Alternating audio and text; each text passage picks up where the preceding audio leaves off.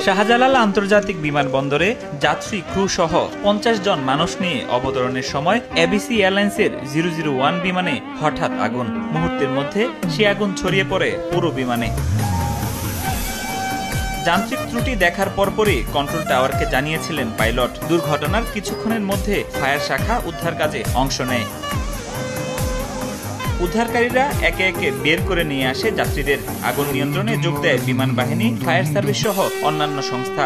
আধ ঘন্টা চেষ্টায় আগুন নিয়ন্ত্রণে আসে। এদিকে আহতদের জরুরি ভিত্তিতে হাসপাতালে নিয়ে যেতে উদ্ধার কাজে যোগ দেয় বিমান বাহিনীর একটি হেলিকপ্টার।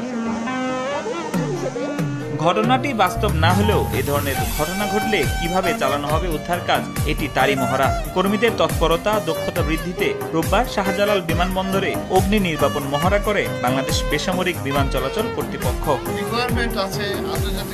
মহড়া শেষে বেবিচকের চেয়ারম্যান জানান,